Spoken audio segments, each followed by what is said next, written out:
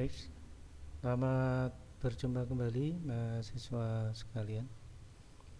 Hari ini kita coba melanjutkan pertemuan kita yang kemarin tentang eh, televisi ya. Ini berhubungan dengan apa yang kita pelajari, yaitu teknik audio video. Jadi kalau di pertemuan minggu-minggu awal kalau nggak salah, kita membahas tentang televisi analog dan televisi digital. Nah, coba sekarang kita membahas tentang instalasi televisi. Nah, ini berbagai produk di masyarakat tentang hal yang berhubungan dengan televisi ya, sehingga kita perlu mengetahui apa yang saja yang perlu kita pahami yang sedang berkembang di masyarakat. Baik, kita coba langsung ke materi aja.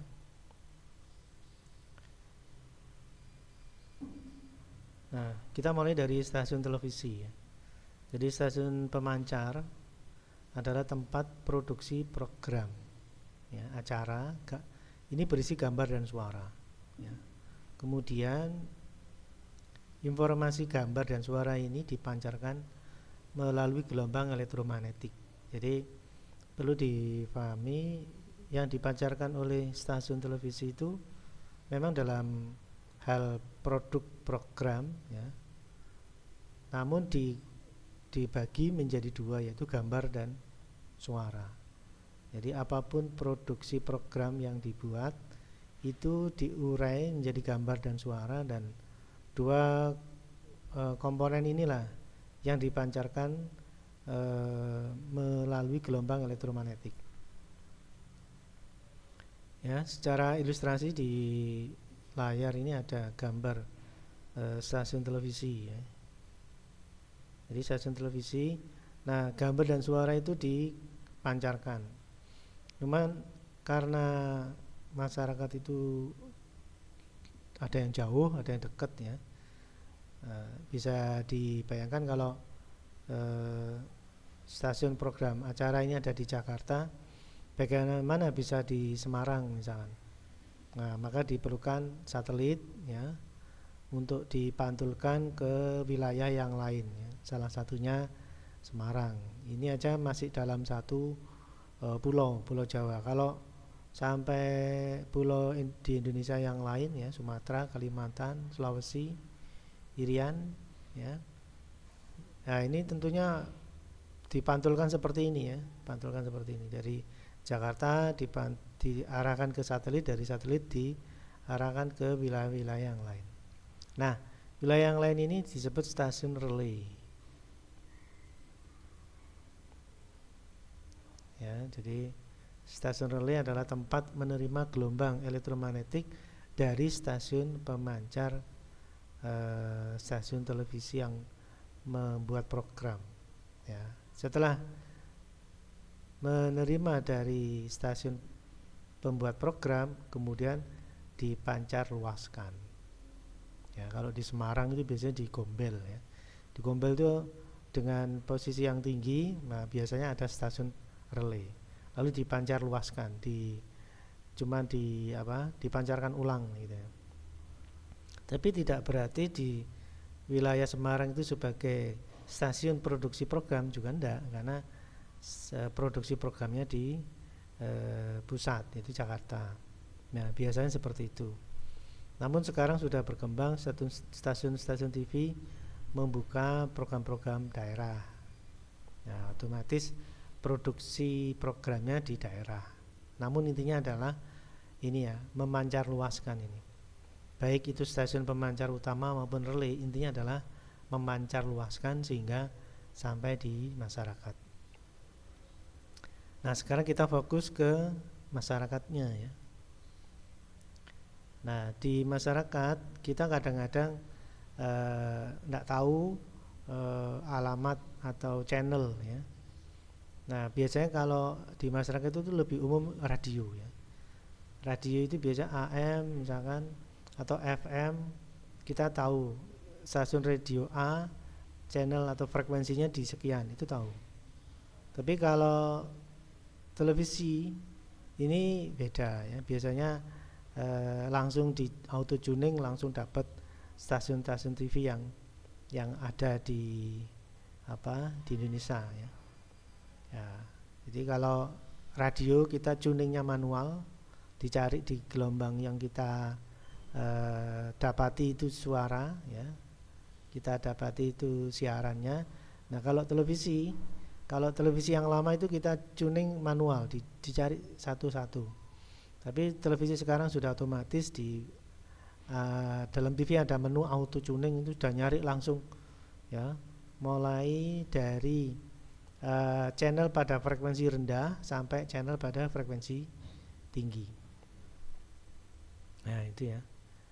Nah kemudian dari channel-channel inilah kita bisa menerima siaran atau kita bisa melihat program ya, program TV.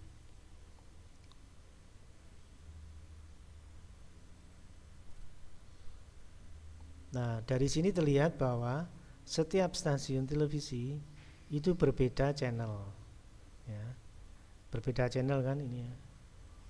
Nah memang dengan harapan tidak terjadi interferensi, jadi tidak boleh satu channel dipakai dua stasiun TV, itu tidak boleh ya. Jadi satu channel ya, misalkan ini TV 7 sama TV 1 atau TV 7 atau ini Trans TV ya. Trans TV sama TV 7 ini mungkin satu perusahaan mungkin ya. Karena satu perusahaan satu channel juga nggak bisa ya. Anda lihat di sini Trans TV channelnya 29 UHF, frekuensinya 535,25 MHz. Kemudian TV 7 ya. Ini channelnya beda lagi, 49 UHF, frekuensi pancarnya ya 695,25 MHz ya. Jadi beda stasiun, beda channel. Nah, TV itu menangkap channel-channel ini. Dan ini enggak mudah ya, tidak mudah. Karena ini ada di udara, enggak kelihatan ya. Dan sangat terpengaruh dengan kontur bumi ya. Jadi geografis bumi itu sangat berpengaruh. Di tempat perbukitan mungkin ini enggak semua bisa ketangkep ya, ada beberapa yang bisa ketangkep dengan baik, ada yang enggak ya. Nah ini memang kita berlomba-lomba nyari semua channel-channel ini sehingga bisa nonton semua program, semua stasiun TV dengan berbagai program yang mereka tawarkan dengan baik ya. Nah ini menjadi tantangan sendiri karena ini ada di udara yang mesti kita tangkap dengan antena ya. Nah, sekarang kita jadi paham ya, TV di rumah itu nangkep semua channel ini dengan segala kondisi geografis yang mempengaruhi ya. Nah ini mesti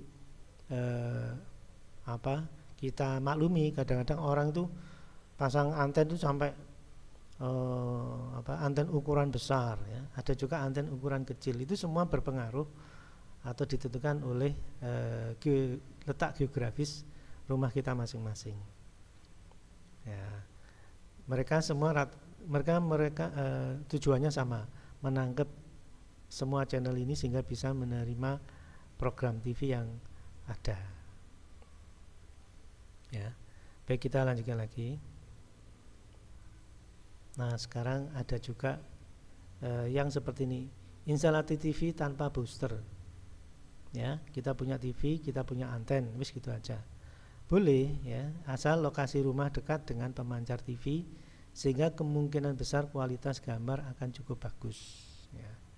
Jadi pemancar TV itu baik pemancar TV yang pembuat program maupun relay, stasiun relay, asal dekat dengan pemancar TV ya, kita cukup anten saja sudah menghasilkan siaran yang bagus ya.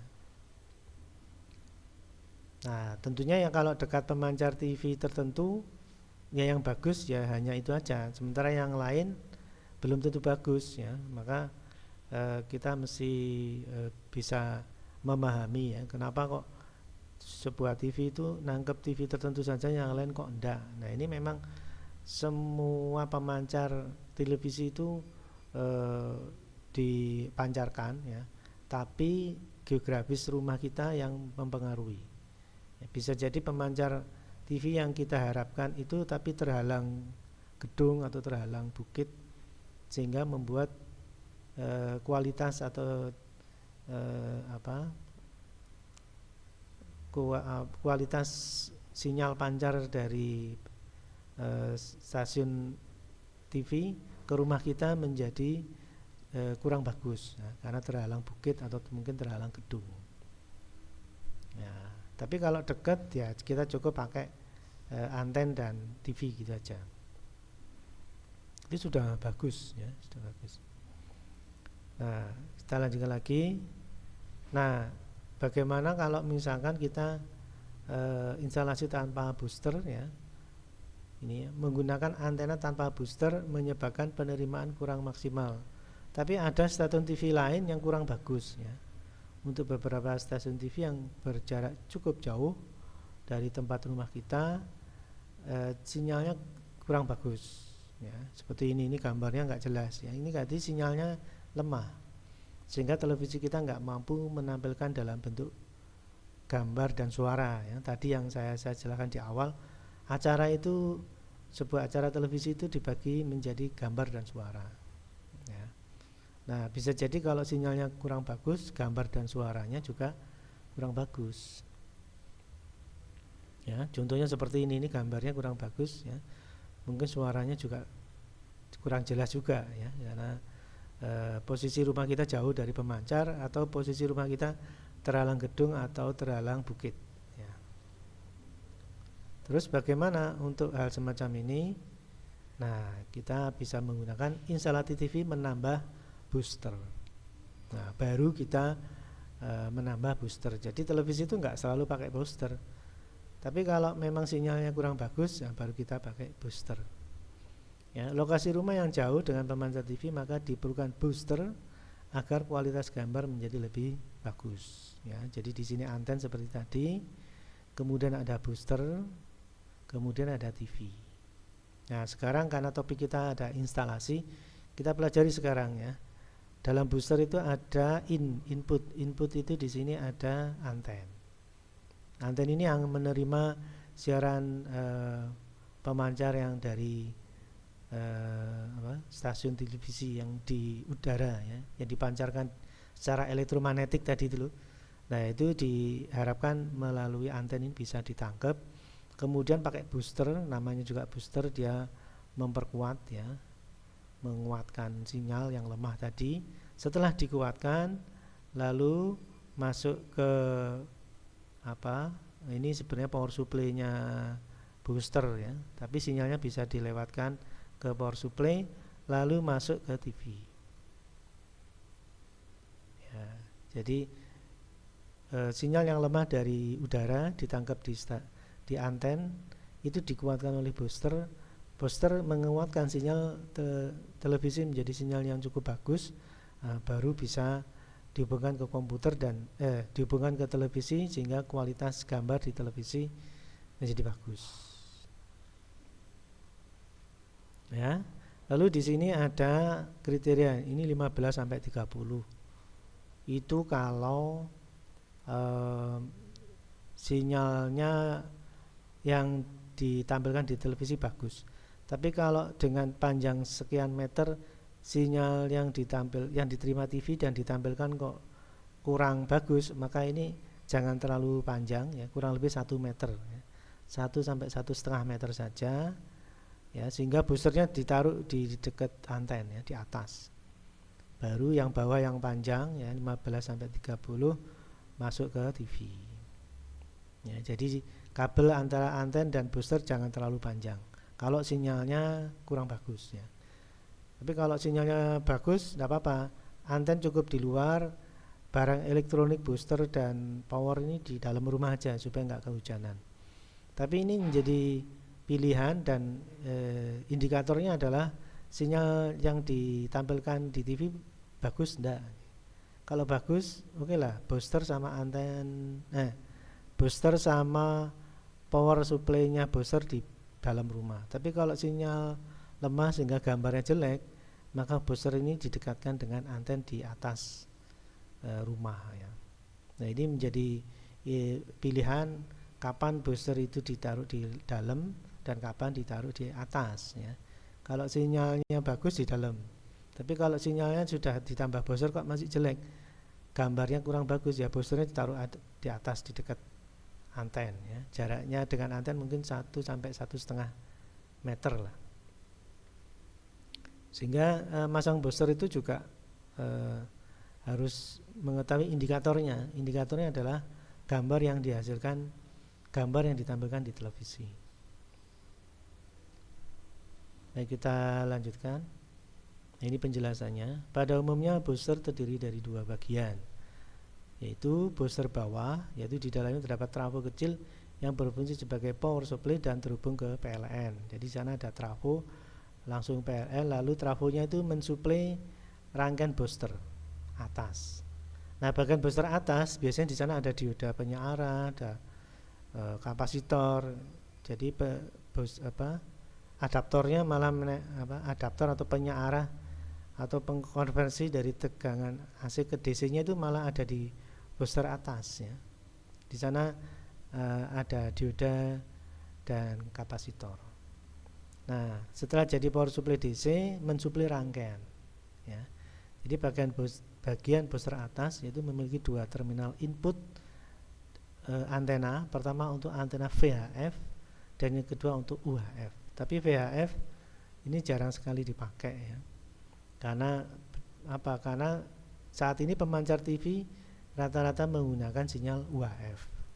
Maka yang digunakan biasanya hanya terminal input UHF saja ya. Nah, sebagai input antena. Kemudian output bagian booster disambungkan dengan kabel antena ke arah power supply. Jadi kabel antena itu mensuplai tegangan booster di atas, juga menjadi saluran sinyal AC yang dari booster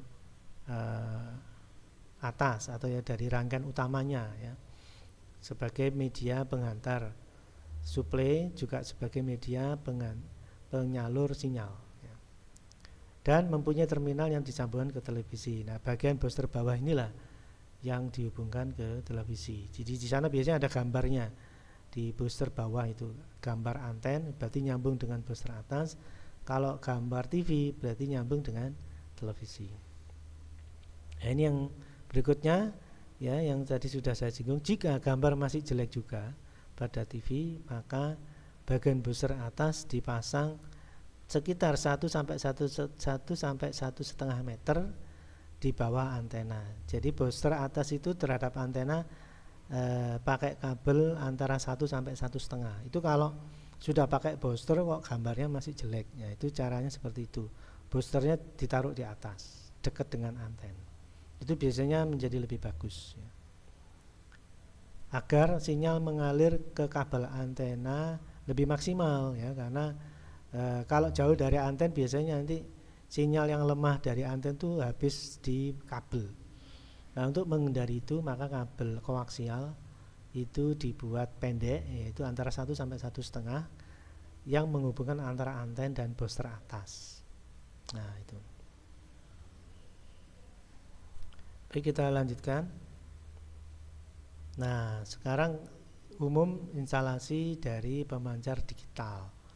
Nah, sekarang kalau misalkan stasiun TV-nya sudah berkembang ya, menggunakan pemancar TV digital, nah bagaimana? Nah, ini penjelasannya. Lokasi rumah dekat dengan pemancar TV digital ternyata, maka diperlukan set-top box untuk menerima siaran TV digital agar kualitas gambar menjadi lebih bagus. Nah, jadi kalau ternyata rumah dekat kita itu ada stasiun TV yang menggunakan TV digital, ya kita menyesuaikan.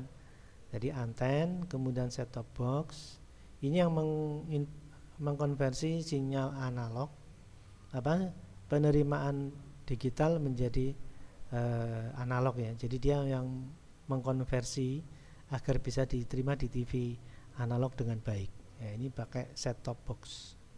Karena sinyal dari pemancar TV dalam bentuk digital, sementara TV-nya analog, maka yang menghubungkan atau mengkonversi sinyal versi digital menjadi analog ke TV analog adalah set top box ini. Sehingga kualitas gambar yang diharapkan menjadi lebih baik lagi ya.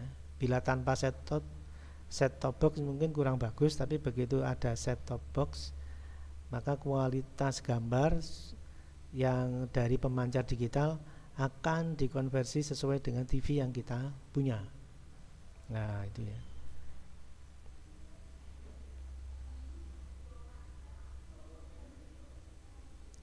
Nah, kalau misalkan ini nggak pakai, ya mungkin sinyalnya kurang bagus ya, karena sistem pancarnya sudah berbeda. Nah, tapi apabila televisi kita sudah mampu menerima TV digital, ya tentunya hanya cukup anten dan TV saja. Tapi yang saya tampilkan gambar ini adalah televisinya masih analog, tapi stasiun TV yang di dekat dia sudah digital. Maka agar televisi analog ini bisa menerima siaran TV digital, maka pakailah alat konversi TV atau alat yang mampu menerjemahkan siaran TV digital, yaitu set top box ini ya. Dan instalasinya dari anten ke input in dari set top box, lalu outputnya ya itu masuk ke anten. Lalu set top box ini juga mengeluarkan audio video out ya. Maka televisi kita yang ada audio video in sebagai sambungannya atau sebagai pasangannya ya. Jadi audio video out dihubungkan ke audio video in, lalu antena out dihubungkan ke antena in pada televisi analog. Nah, ini instalasi TV dari pemancar digital. Jadi jangan sampai kita tidak paham kenapa harus pakai set top box gitu. Apakah jadi gini, kapan kita pakai set top box? Ya saat televisi kita analog menangkap siaran digital. Tapi kalau TV kita sudah televisi digital, ya berarti nggak perlu set top box ya, nggak perlu, karena televisi kita sudah merupakan televisi digital. Baik, kita lanjutkan lagi. Ini penjelasannya, cara kerja TV digital ya. Sementara pada TV digital, pihak penyedia menara pemancar TV digital mengganti teknologi yang digunakan untuk memancarkan siaran. Ya, jadi untuk TV digital itu khusus pemancar digital. Ya, jadi kalau pemancar digital ya TV-nya harus digital, karena sistem pengiriman sinyal lewat elektromagnetiknya itu, sinyal lewat elektromagnetiknya di udara itu sudah beda. Maka kalau TV digital, kalau pemancar TV digital ya harus menggunakan TV digital. Kalau kita hanya punya TV analog, maka kita butuh set top box tadi gitu. Jadi kita mesti paham kapan kita menggunakan set top box ya. Berikutnya, di Indonesia standar teknologi modulasi TV digital yang digunakan adalah DVB T2. Nah, TV penerima ini harus mensupport DVB T2 ini ya, harus menggunakan teknologi demodulasi atau penterjemah gambar dan suara dengan teknologi modulasi DVB T2 juga ya. Kalau enggak sama, maka kualitas gambar dan suara pasti akan kurang bagus ya. Yang mana penerima itu harus memiliki chip DVB T2 pula ya, untuk menambahkan siaran dalam format gambar vertikal dan horizontal dengan bagus ya. Kalau bagus, kalau kita siapkan konsepnya ya, jadi pemancar TV digital, maka kita siapkan TV box TV set box untuk bisa dilihat gambar dan suara oleh pengguna atau oleh kita dengan bagus ya. Namun kalau televisi kita sudah support TV digital ya, kita langsung menerima TV digital itu dengan tanpa set top box-nya gitu ya. Nah, jadi kapan kita pakai set top box dan kapan enggak gitu ditentukan oleh TV kita masih analog atau sudah digital. Kalau masih analog ya berarti kita butuh alat tadi ya. Kalau TV kita sudah TV digital ya kita nggak perlu ya. Baik, kita lanjutkan lagi. Nah, sekarang ini adalah solusi ya istilahnya. Kalau kita punya masalah seperti tadi TV analog anten tanpa booster kurang bagus ya. Lalu kita sudah pakai booster ya, anten booster, kemudian TV masih kurang bagus juga. Kita sudah menyiapkan top set box ya untuk menerima siaran TV digital. Masih kurang bagus pula. Sudah ini ya. Kita pasang parabola aja. Ya, jadi lokasi rumah yang sangat jauh dengan pemancar TV maka diperlukan parabola dan receiver ini ya. Ini parabola, ini receivernya agar bisa menerima siaran nasional dan internasional. Nah, tidak hanya siaran di Indonesia, bahkan siaran dari luar negeri pun bisa. Nah, sudah ini solusi paling akhir ini kalau misalkan kita sudah mencoba mulai dari awal yang tadi instalasi TV antena, instalasi TV dengan booster, instalasi TV dengan perangkat top set box tetap nggak bagus juga ya sudah.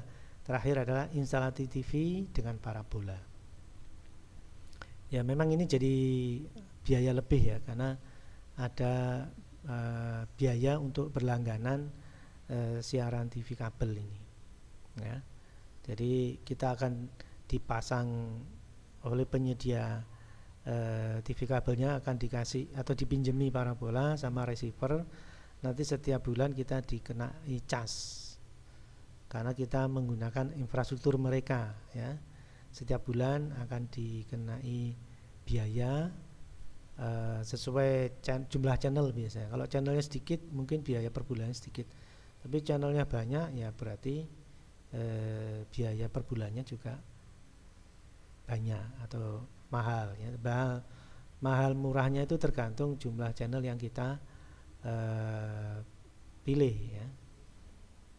Nah ini solusi untuk kita bisa melihat tampilan TV yang bagus ya.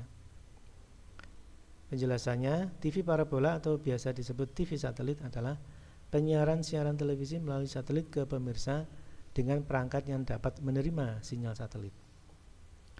Kemudian perangkat tersebut adalah receiver digital atau decoder DVB-S, digital video broadcasting satelit. Broadcasting ya, jadi akhirnya bisa nonton siaran dari luar negeri.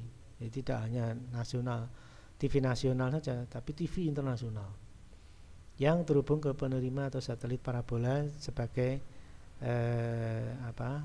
provider ya, provider televisi yang kita langganan ya. Kita berlangganan ke provider mana gitu. Kemudian pada dasarnya TV parabola biasanya berbayar. Tadi sudah saya singgung, per bulan ada cas biaya sesuai jumlah channel yang kita pilih. Channelnya sedikit, bayarnya sedikit. Channelnya banyak, bayarnya juga banyak gitu ya.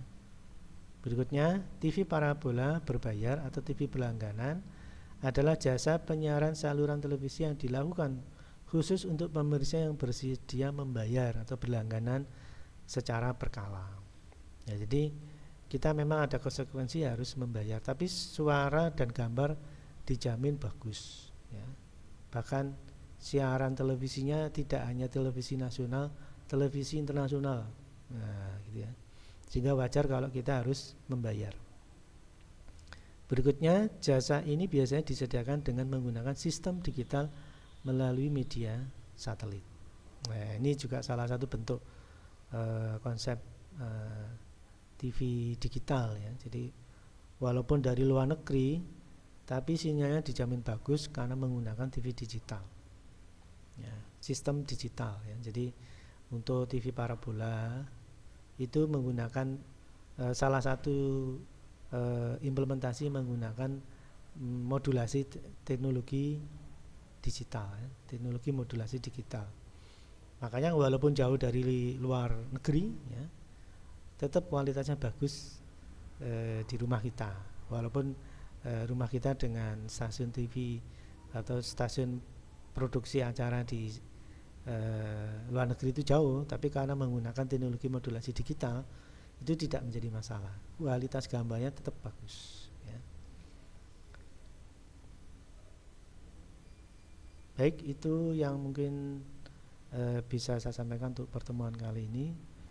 Semoga bermanfaat dan semoga menjadi pencerahan bagi Anda sekalian. Televisi di rumah itu harus pakai apa, itu menjadi sebuah pencerahan sehingga Anda memilih mana yang terbaik ya. Baik, saya kira itu yang bisa saya sampaikan hari ini. Semoga bermanfaat. Sekian dan terima kasih.